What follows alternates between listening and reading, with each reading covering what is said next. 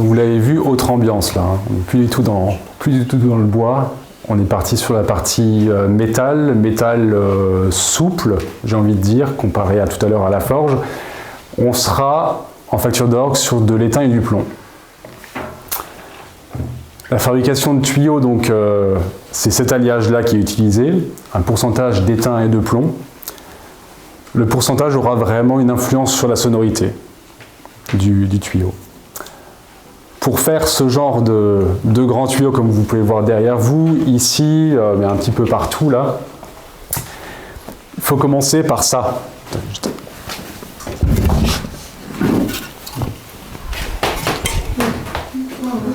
Des lingots d'étain et de plomb. Ici, on a déjà un alliage, on a 85% d'étain, mais en général, on est sur des lingots 100% plomb, 100% étain. Et dans le chaudron qui est là derrière, on va faire notre mélange. Très facile de faire fondre de l'étain et du plomb. On est sur 300-350 degrés, tout à fait réalisable dans votre cuisine, si vous voulez vous mettre à la tuyauterie. Et lorsque l'alliage est exactement celui qu'on souhaite, au pourcent près, on va venir le verser dans cette petite cuve qui est là. Cette petite cuve va donc récupérer le métal en fusion. On le verse, on écume, on nettoie, on enlève toutes les impuretés qui peuvent rester dans l'alliage. Lorsqu'on est à la température précise, le degré précis le degré précis de couler, ça dépend des pourcentages. Ça dépend des pourcentages. Voilà. On aura donc on voudra atteindre un degré précis pour que la feuille soit la plus régulière, la plus homogène possible. Pour ça, on va retourner ça. On retire notre cuve. Le métal est donc là-dedans, dans le petit chariot en bois, que l'on va venir pousser tout au long de la table jusqu'au bout. À l'arrière de ce chariot, on a un tout petit décrochement réglable, 2 mm, 1 mm, pour avoir une épaisseur de feuille qui soit la plus régulière possible. Là, on est dans du XVIIIe siècle à fond. La technique actuelle n'a toujours pas changé. Les grosses entreprises de facture d'orgue qui emploient par exemple 100 personnes en Autriche, chez Rieger par exemple, utiliseront encore ce principe-là, sauf que ce sera une seule personne et une machine qui va pousser le chariot, qui va mettre le métal nécessaire, mais le principe restera le même. C'est juste une machine qui pousse le chariot. Nous, il faut qu'on soit deux. En général, pour réussir pour obtenir 20 feuilles dans la journée, on va avoir une demi-journée de préparation, le temps de mettre tout en place. Ensuite, il y aura un temps de chauffe, qui n'est pas extrêmement long, mais tout de même, il faut en tenir compte. Et donc, on va comme ça réussir, oui, à sortir une vingtaine de feuilles dans la journée. Ça paraît peut-être énorme, peut-être pas, selon les personnes, ça dépend. En tout cas, 20 feuilles avec haut pourcentage d'étain ou 20 feuilles avec haut pourcentage de plomb, ça servira pour un instrument, pas beaucoup plus. Tout dépend de la taille de l'instrument, évidemment. Ces feuilles-là, lorsqu'elles ont refroidi, elles ont cet aspect-là, comme sur les étagères. Vous avez des rouleaux, donc, avec à chaque fois l'épaisseur notée dessus, 0,9 mm, 0,8 mm, 0,6. Les plus épaisses sont 1,4 mm à peu près. Parfois on est un peu plus haut pour des choses très précises. Et on va descendre jusqu'à 0,35 pour les tout petits tuyaux. L'épaisseur des feuilles ici, à la sortie de la coulée, c'est évidemment pas régulier. On peut faire ce qu'on veut. Au début de la table, le métal sera plus chaud, donc plus fluide, il aura tendance à couler beaucoup, et la cuve sera chargée. En fin de parcours, la cuve sera beaucoup plus vide, le métal un peu plus froid, Donc on peut avoir des petites différences d'épaisseur. Or pour le tuyau, ce n'est pas possible. Il faut que ce soit une épaisseur constante, la plus régulière possible, et on va utiliser cette raboteuse. Cette raboteuse, notre feuille va venir autour de la raboteuse, elle sera tendue ici par les mors, et on aura un fer là devant qui passera devant la feuille. Le tambour tourne, le fer avance, et au fur et à mesure, on obtiendra exactement la bonne épaisseur. Tout ça, voilà, c'est des chutes de métal sorties de la raboteuse qui serviront pour la prochaine coulée. Rien ne se perd. À la sortie de la raboteuse, vous avez des feuilles donc, qui sont régulières et qui ont cet aspect-là. Vous voyez les stries, c'est la trace du rabot. Et ensuite, pour revenir un petit peu à de la tradition, parce qu'il n'y en avait pas assez jusque-là, on va venir marteler le métal. On perd l'effet de stries qu'on avait tout à l'heure. On voit bien à chaque fois le rabot. Ici à côté, on aura la marque à chaque fois du marteau. Le marteau, c'est juste derrière vous. Vous pourrez jeter un coup d'œil avant de quitter la pièce. Simplement un marteau qui va venir taper la feuille. On a une enclume en dessous, le marteau au-dessus. Et on va passer notre feuille sous le marteau. Et régulièrement, on aura une marque sur nos feuilles.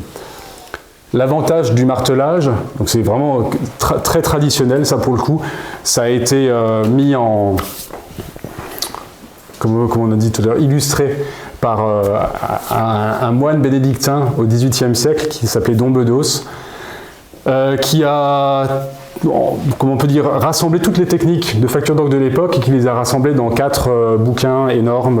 Vraiment, ça reste la Bible du facteur d'orgue encore aujourd'hui parce que c'est ce qui nous donne une manière de faire, la manière de faire telle que c'était au XVIIIe siècle.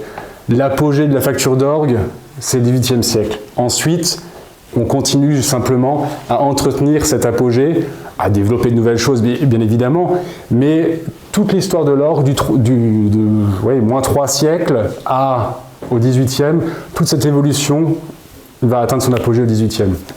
Ce livre va donc rappeler toutes les techniques, et la marteleuse est illustrée dedans. Je crois que juste derrière la porte, il y a une petite illustration, si vous jetez un coup d'œil tout à l'heure.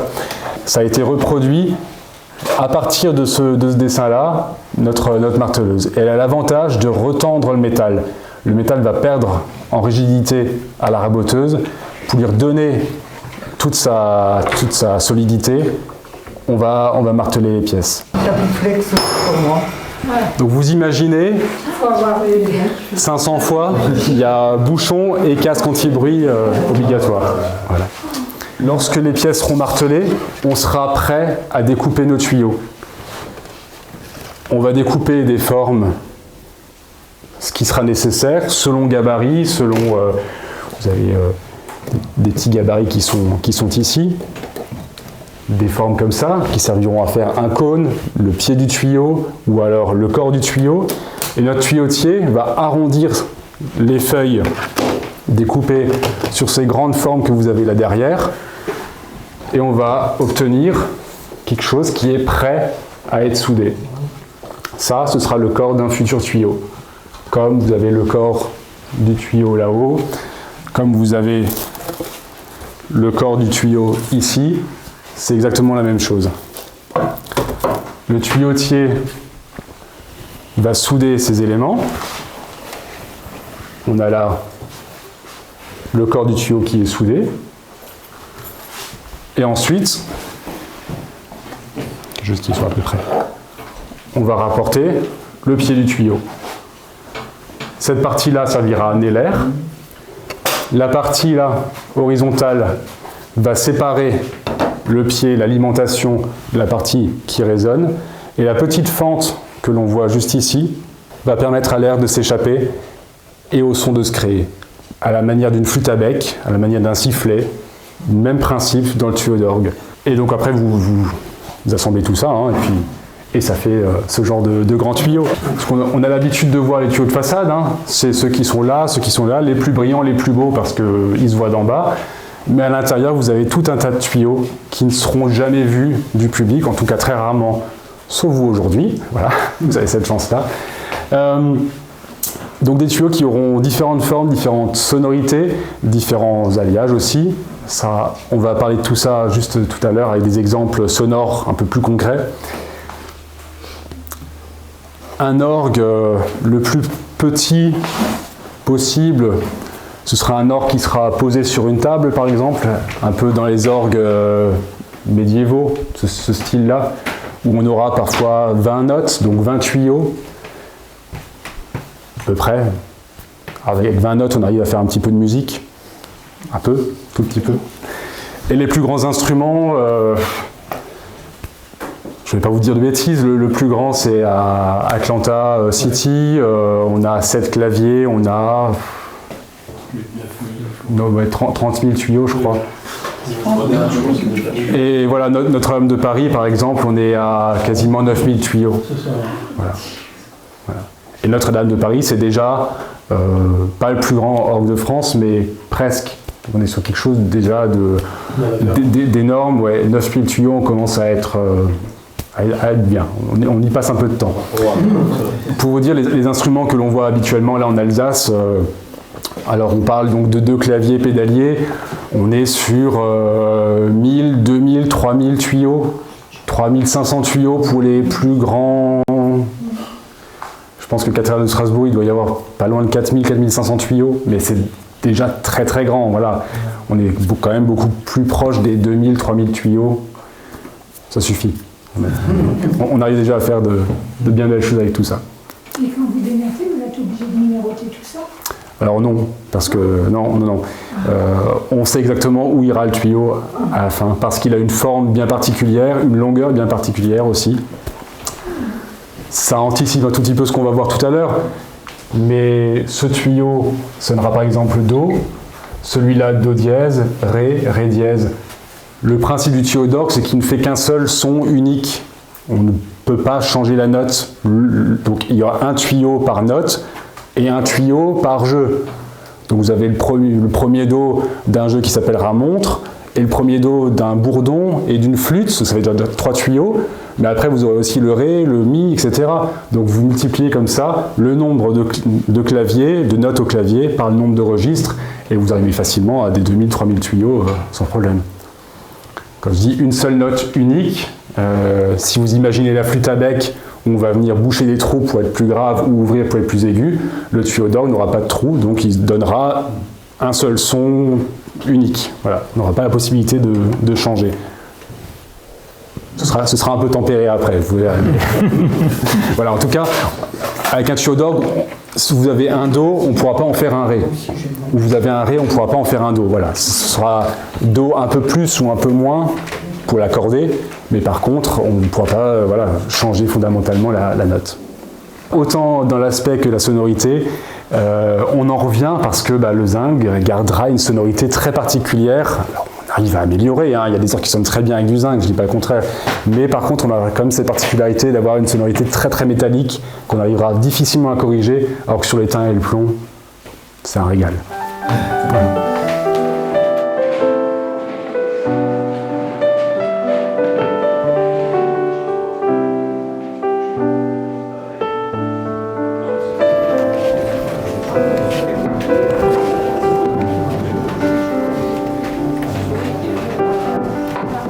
Ici, vous êtes presque au bout du circuit. Le mannequin, c'est un petit orgue qui marche comme un orgue là-bas, sauf qu'il n'est vraiment pas beau celui-ci. Il sert uniquement à tester chacun des tuyaux qui seront construits ici ou restaurés ici. Là, on a principalement des tuyaux anciens, mais plusieurs sortes pour vous faire des démonstrations, pour vous faire entendre les choses. On va commencer d'ailleurs tout de suite. Je vous disais étain et plomb. Plus il y aura d'étain, plus visuellement le tuyau sera brillant, et plus au niveau du son, le son sera brillant aussi. Plus on aura du plomb, plus ce sera terne visuellement, plus le son sera terne. Et donc comme ça, au pourcent près, on va pouvoir avoir toute une palette de couleurs rien qu'avec l'alliage. Ensuite, on fait varier la forme du tuyau. Vous en avez des cylindriques comme celui-ci, mais plutôt étroits. Vous en avez d'autres cylindriques nettement plus gros. Vous en avez des coniques étroits. Vous en avez des bouchées avec une petite cheminée. Vous en avez des bouchées complètement. Et toutes ces formes de tuyaux vont produire un son qui est différent. On va commencer avec celui-ci. Cylindrique. C'est ça, c'est celui-là. L'autre à côté qui est bouché.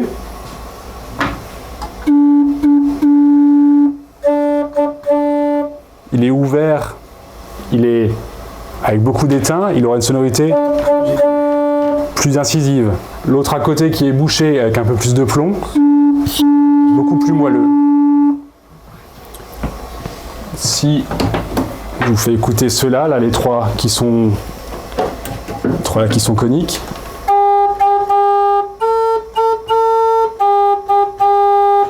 Et ça change encore de toute la série qui est derrière.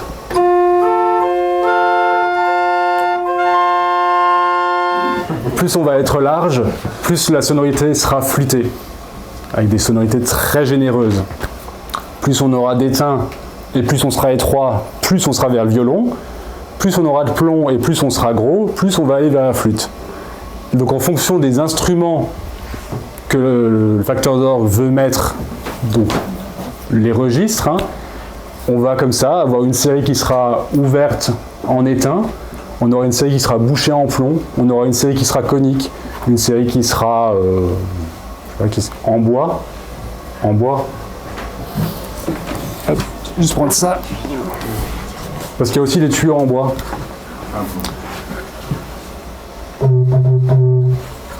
Là on est très très rond, très... Voilà. Ça c'est un tuyau ancien qui est passé ici pour être recollé. Mais il existe aussi des tuyaux neufs en bois. On va utiliser le bois pour les graves de l'instrument. Sauf la façade. Parce qu'on va pas mettre des tuyaux bois en façade, quand même. On va quand même rester sur de l'étain. Mais par contre à l'intérieur, les basses, on va les mettre en bois. On aura à peu près la même couleur, la même sonorité. On arrivera à avoir do, ré, mi, fa, sol, la, si en bois et le do suivant le faire en métal. On arrivera à corriger la sonorité pour pas qu'à l'oreille on puisse entendre tiens on passe du bois au métal. C'est assez facile. On aura une basse en bois et la suite on dosera notre plomb pour réussir à faire une suite qui soit plus imperceptible possible. Il est bouché celui-là. Si j'enlève son tampon, il est ouvert, il sonne normalement plus aigu. Si je le bouche, il est beaucoup plus grave. Pour faire cette note-là, c'est le même principe avec ce tuyau qui est bouché là. Pour faire cette note grave, s'il était ouvert, il devait faire 2 fois la longueur. Donc, on gagne de la place, on gagne des matériaux, on le bouche et on peut le recouper de moitié. Et c'est exactement pareil avec celui-là. Entre celui-ci et celui-ci, c'est la même note, hormis la sonorité, c'est la même note, celui-ci est moitié moins long.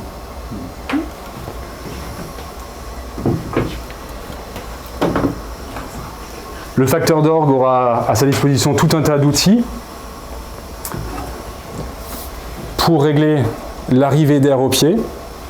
Donc simplement des pointes qu'il met au niveau du pied, une jauge avec des mesures. On saura que si on règle sur 4,5, 5, on aura à peu près une sonorité qui sera correcte.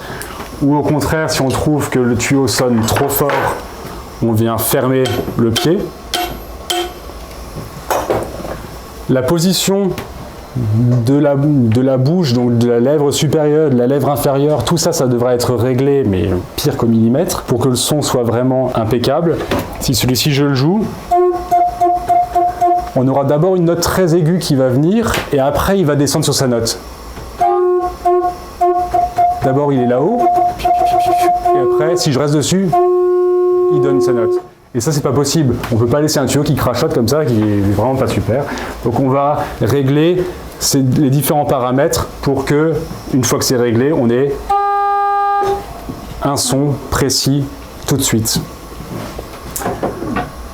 Et la dernière chose à faire sur ces tuyaux-là, ça va être de les accorder. Je vous disais tout à l'heure, on ne peut pas changer la note d'un tuyau, effectivement. Avec ce Ré-là, je ne vais pas pouvoir en faire un Ré dièse, un Mi, sauf à dire je vais le recouper. Mais recouper, ça va changer vraiment la sonorité du tuyau. Donc le seul moyen, c'est de le rallonger ou de le raccourcir, un tout petit peu. Si j'approche ma main, il devient plus grave. Si j'enlève ma main, il devient plus aigu. Sauf que je vais évidemment pas rester à côté de mon tuyau, parce qu'il y en a 3000 à 1. Donc je vais prendre ce type d'outil. Je vais fermer un tout petit peu, ou au contraire évaser un tout petit peu pour l'accorder. C'est pas perceptible comme ça en fait. Si je fais ça et je fais ça, vous n'aurez pas senti de différence, sauf si vraiment vous avez l'oreille musicale, mais alors là il faut qu'on cause. On a changé un tout petit peu, mais je vous garantis qu'en fermant un tout petit peu le tuyau là, il est devenu un peu plus grave, mais un tout petit peu. On l'accorde comme un piano, on va régler un tout petit peu la corde, on ne va pas faire avec la corde Do un Ré, impossible. Et quand on aura tout un tas de tuyaux devant nous, on va se dire que celui-ci, par exemple, est déjà accordé. Pardon, c'est celui-là. L'autre à côté, il est faux. Je vais le jouer avec. Et on aura cette ondulation qui va se créer.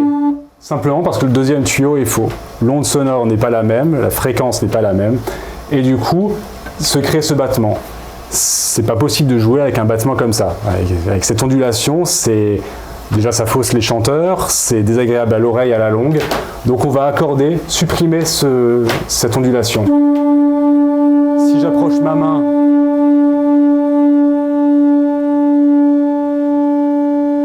on voit que ça se calme. J'enlève la main, ça recommence. Donc ce tuyau serait trop court. Ce tuyau a la particularité d'avoir une petite entaille à l'arrière, une petite entaille type boîte de sardines. On va refermer un tout petit peu cette entaille, ou on va l'ouvrir un tout petit peu pour régler. Ça c'est pour les grands. Pour les petits, comme on a vu tout à l'heure, on va régler avec le cône. Et ceux qui sont bouchés, soit on a une calotte qui est mobile, qu'on va monter ou descendre pour accorder. Si je le mets là, il sera plus grave. Et si je monte, il sera plus aigu. Ce genre de tuyau avec calotte, ça on ne le fait plus actuellement parce que ça a la fâcheuse tendance à la longue d'être accordé et puis vous avez un été chaud et la calotte elle tombe. Et l'organisme nous appelle, le bourdon est très faux, bah, évidemment. Donc ce qu'on va faire nous maintenant c'est souder directement la calotte pour pas qu'elle nous bouge.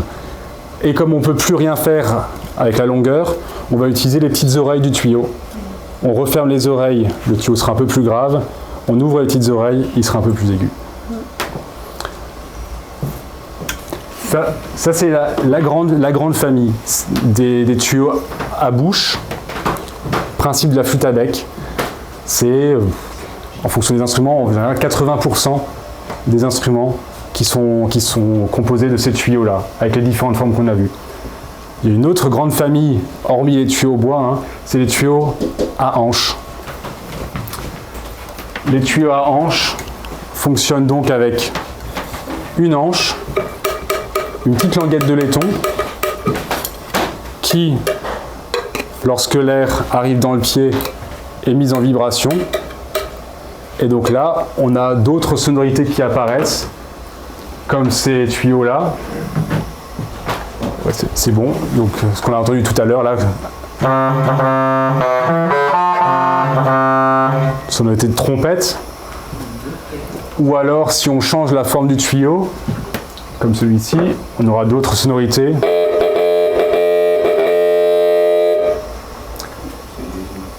Ces tuyaux, on aura beau les rallonger, les raccourcir, on ne changera pas vraiment la note. Pour les accorder, on va utiliser cette petite tige-là, qu'on appelle la rasette. Tout le monde a vu, petite tige qui est juste ici. Et cette petite tige, elle influe directement sur la longueur de l'anche. Si je remonte cette rasette, la partie qui vibre sera longue, donc le tuyau sera grave. Si je la descends, si j'accorde le tuyau plus aigu, la partie qui vibre sera juste plus courte. Et donc on va pouvoir changer l'accord du tuyau. Hop, il faut ça. Donc là on est très très grave.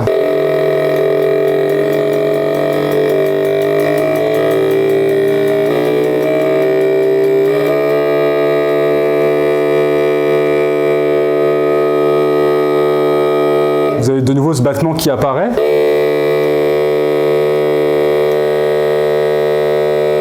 Et on va le supprimer.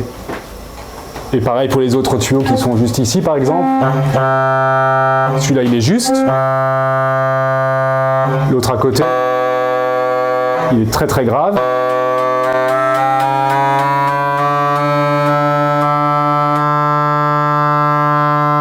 Il n'y a pas le battement, c'est qu'on est juste.